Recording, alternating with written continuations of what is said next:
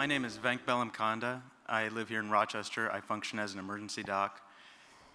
My question is to both sides and what you think the government and retailers could do for the homeless and others who currently are being underserved.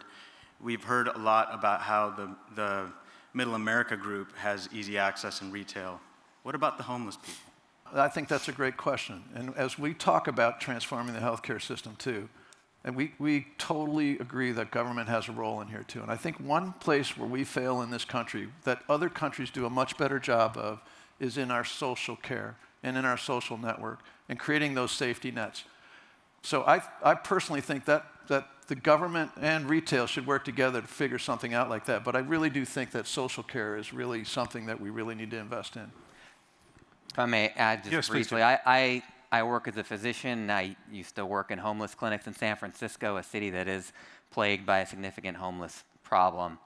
I asked the question, and Rosemarie made the point that Medicare and Medicaid are great negotiators, but I'd ask, if I'm running a homeless clinic, which I've done in the past, would I prefer to pay Medicare and Medicaid prices for a Band-Aid and Tylenol, or would I prefer to pay Amazon prices?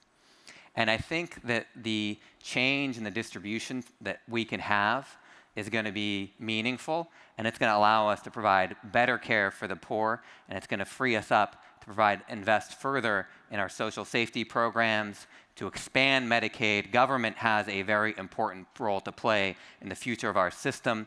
Our point is that government isn't going to save our system, but rather retailers and employer alliances that are going to drive costs down, and the homeless will benefit from that, as will the weakest of all Americans. So I think that there's still going to be the forgotten people until they actually have some money to put on the table. And so government needs to play that role to not forget about the folks, and particularly folks who are homeless. That is absolutely where we need to have a social safety net. And our country does very poorly relative to others in terms of our investment in social services.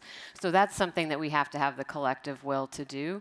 And I do think that retailers can partner in that. I think there are innovative programs where, I know in Boston, sometimes the doctors are prescribing food and other basic things, and they partner with local retailers to be able to offer that in a convenient way in an urban area so that we don't have a food and a pharmacy desert.